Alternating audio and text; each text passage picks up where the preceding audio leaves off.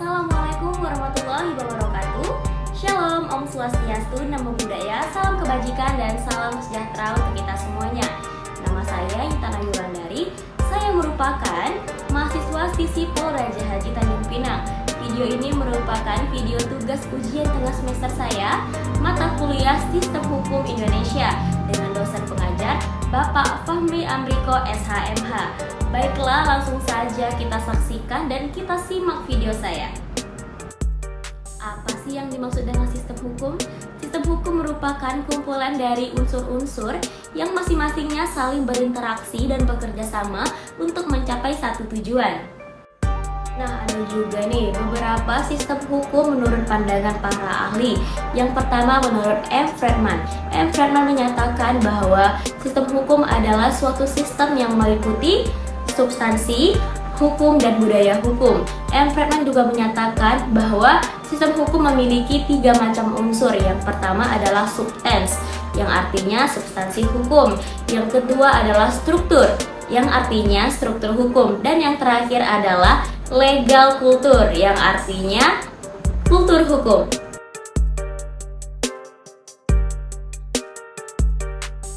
Yang kedua adalah S.M. Yamin. S.M. Yamin menyatakan dalam sebuah buku yaitu Bertamasya ke Alam Hukum. Beliau menyatakan bahwa hukum adalah sekumpulan sanksi dan norma yang tujuannya adalah untuk menciptakan ketertiban dalam masyarakat manusia agar kerukunan dan kedamaian tetap dijaga dengan baik. Yang ketiga menurut Mr. E.M. Yates. Beliau mengatakan bahwa hukum adalah seperangkat aturan yang berkaitan dengan berbagai kesusilaan dan diolah melalui tingkah laku dan dijadikan pedoman bagi pejabat pemerintah untuk melaksanakan tugasnya. Yang keempat adalah Sumantri. Sumantri menyatakan bahwa sistem hukum adalah salah satu cara untuk mencapai suatu maksud dan tujuan tertentu dan berusaha untuk memeriksa pekerjaan secara berkala. Nah, sekarang kita masuk sistem hukum di Indonesia. Sistem hukum di Indonesia menganut sistem hukum Eropa kontinental atau yang sering disebut dengan civil law. Hal ini dapat kita buktikan dari sejarah, politik hukum, sumber hukum, dan sistem penegakan hukumnya. Sistem hukum ini digunakan oleh negara-negara Eropa seperti Belanda, Prancis, Italia, dan Jerman. Dan negara-negara bekas koloni seperti Indonesia, sebagian Asia, dan Amerika Latin masih menggunakan sistem hukum ini. Namun, dengan berkembangannya zaman, batas-batas hukum publik dan hukum privat semakin kabur nih. Dalam pembentukannya, peraturan perundangan dipengaruhi oleh sistem hukum adat dan sistem hukum agama. Di Indonesia merupakan sistem hukum campuran dari Eropa, agama, dan adat. Maka dari itu sering kita sebut bahwa sistem hukum Indonesia merupakan sistem hukum campuran.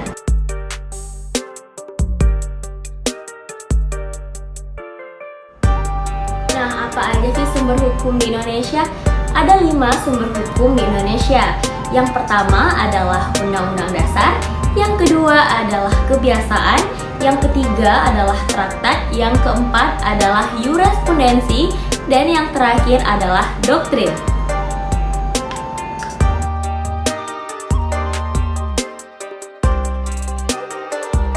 Nah, sekarang kita masuk di hukum pidana. Apa sih hukum pidana itu? Hukum pidana adalah sebuah aturan atau hukum yang dapat mengatur pelanggaran dan kejahatan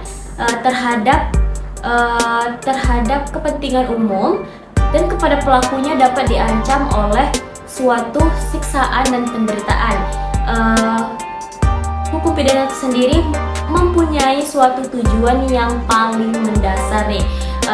Tujuannya sendiri adalah untuk menciptakan sebuah pelaku kejahatan agar tidak mengulang kesalahan atau kejahatannya lagi.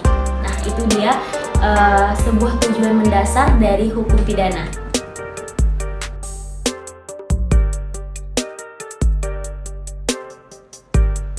Dalam hukum pidana Indonesia, asas legalitas sudah diatur dengan jelas di dalam pasal 1 ayat 1 KUHP yang menyatakan bahwa suatu perbuatan tidak dapat dipidana kecuali berdasarkan kekuatan atau ketentuan peraturan perundang-undangan pidana yang telah ada.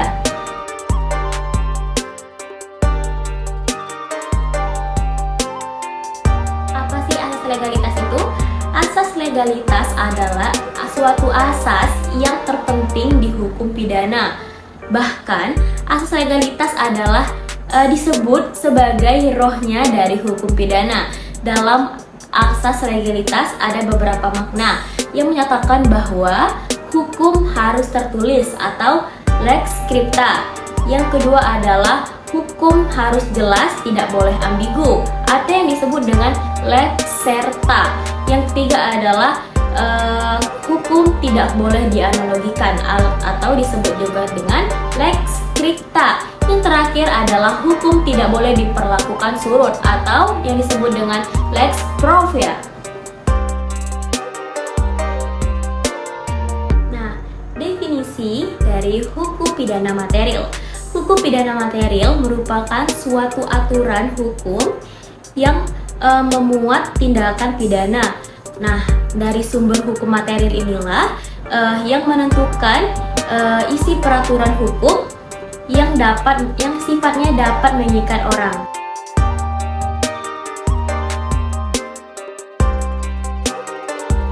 Sedangkan hukum pidana formil adalah hukum yang digunakan sebagai dasar para penegak hukum.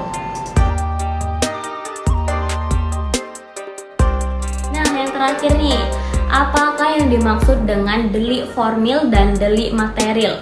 Delik material adalah dilihat dari akibat perbuatan atau tindakan dari pidana tersebut. Sedangkan delik formil adalah dilihat dari perbuatan yang dilarang oleh tindakan pidana tersebut.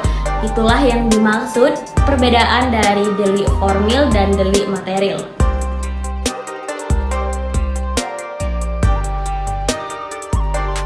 Sampai di sini saja video saya mengenai mata kuliah Sistem Hukum Indonesia.